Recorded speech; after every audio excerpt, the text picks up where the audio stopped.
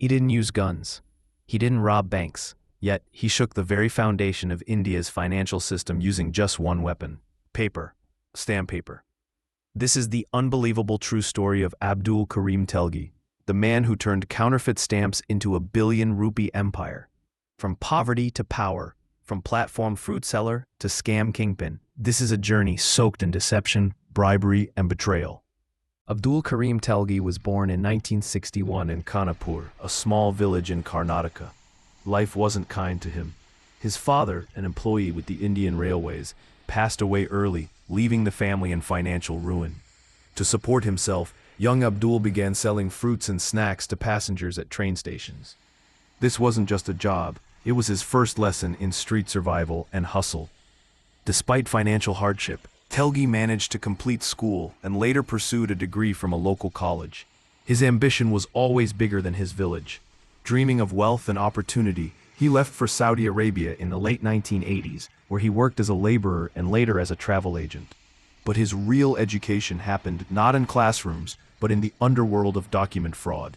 In Saudi, he witnessed how people used fake documents to migrate, how agencies exploited loopholes, and how there was a huge demand for illegal paperwork.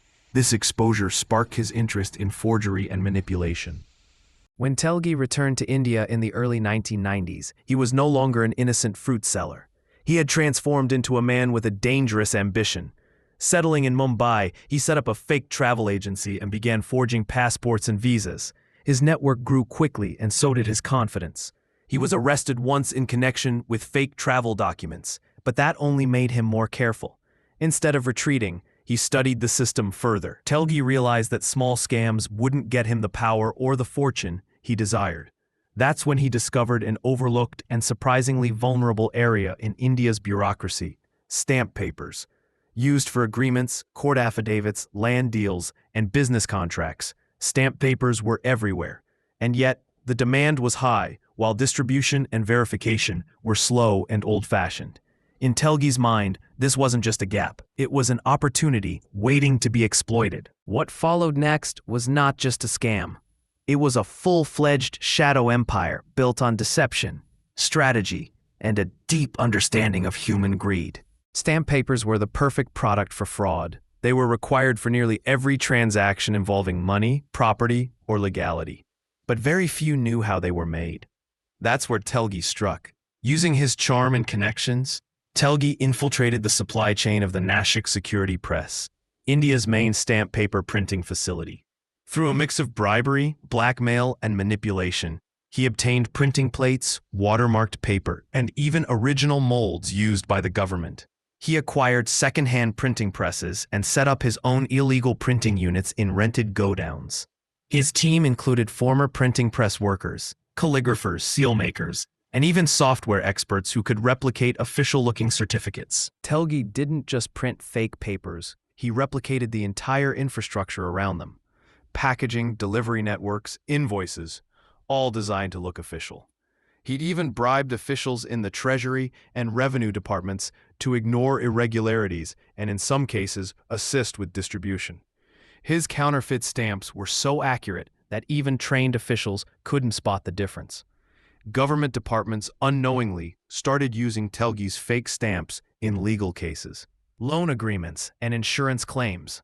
By the mid-1990s, Telgi's operation had gone nationwide. He had over 300 agents and distributors spread across India. Major cities like Mumbai, Bangalore, Hyderabad, and Chennai were key nodes in his empire. But it wasn't just his product that made him successful. It was his system. Everyone was paid. Everyone had a share, from junior clerks to senior officers, from local cops to influential politicians. Telgi's bribery network ensured complete protection. He introduced an incentive model that gave his distributors bonuses for hitting targets. Sales soared. At its peak, the operation was moving fake stamp paper worth over 3,000 crore. And the real figure may have been far higher. Yet for the longest time, no one noticed. Telgi operated in plain sight. He hosted lavish parties, funded politicians, and moved with the swagger of a legitimate businessman. The truth was hidden in plain sight, buried under layers of influence and illusion. Telgi understood one fundamental truth. In India, systems don't run on processes, they run on people. And people, he believed, could always be bought. To secure his operation, Telgi built a vast and intricate network of bribery that extended from local offices to the national stage.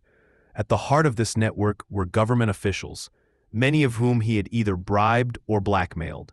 His name appeared in the visitor logs of high-ranking bureaucrats. His money lined the pockets of police officers, treasury employees, even politicians. He maintained a detailed diary, known later as the Telgi Diary, which included names, dates, and amounts paid. It was a damning piece of evidence that would later shake entire ministries. Even when suspicions arose, investigations stalled, witnesses withdrew, files mysteriously vanished, and journalists who came too close to the truth were threatened or paid off. Telgi's empire wasn't just protected by bribes, it was shielded by fear and influence. In some departments, officials unknowingly distributed Telgi's fake papers as genuine. Others did so knowingly, in exchange for heavy commissions. The rot had spread so deep that entire government offices were working hand in hand with a counterfeiter. What shocked investigators later was how normalized the corruption had become. Bribery was not an exception, it was the protocol. Some officers didn't even realize they were enabling a national scam. They thought they were simply earning extra. Meanwhile, Telgi kept expanding. He bought properties, luxury cars, and even planned to set up businesses abroad. He donated to political parties during elections, ensuring their silence and protection. His public persona remained that of a businessman, generous, flamboyant, and powerful. But behind the scenes, the structure was beginning to creak. A few brave journalists, a few honest officers, and a few small errors were enough to set the wheels of justice in motion. And soon the cracks in the empire would become impossible to hide. By the late 1990s, whispers about Telgi's vast operations began to spread, but few took them seriously. His bribe network was still effective. Any inquiries that started were quickly buried under stacks of cash and influence.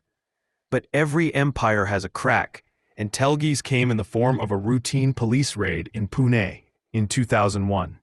A mid-level officer received an anonymous tip about a suspicious warehouse storing large quantities of government documents. When his team raided the site, they found hundreds of stamp papers, but something wasn't right. The papers were too pristine, too abundant, and most shocking of all, they were being stored and distributed from an unregistered location. The discovery led to more raids across Maharashtra. Each bust uncovered more warehouses, more fake papers, and more links pointing to one man, Abdul Karim Telgi. Initially, the magnitude was underestimated. Authorities believed it was a mid-size forgery ring. But as the seizures piled up, so did the value. Hundreds of crores in fake papers circulating through legitimate institutions. Public outrage exploded when the media caught wind of the story. News anchors called it one of the biggest scams in independent India. Headlines screamed about the stamp paper mafia and questioned how such a massive operation had gone unnoticed for years. Journalists who had been previously silenced now had their moment, and they didn't hold back. Under pressure from the public, the case was handed over to the Central Bureau of Investigation, CBI.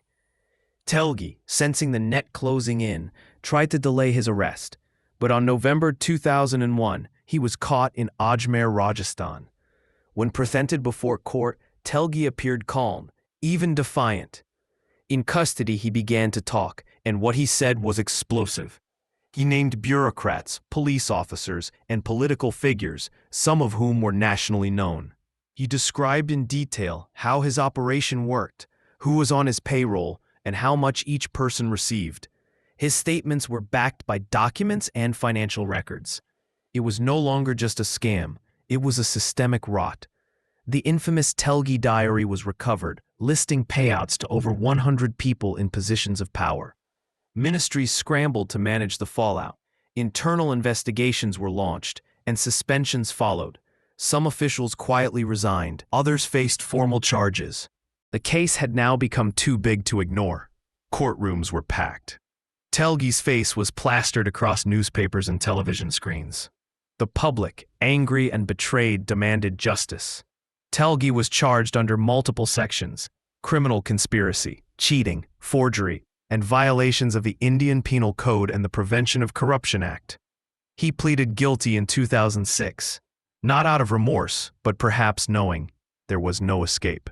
And yet, even as he was sent to prison, the shadow of his scam continued to haunt the system. The damage he had done to public trust was irreversible. Prison life was a far cry from Telgi's lavish days of parties, properties, and power.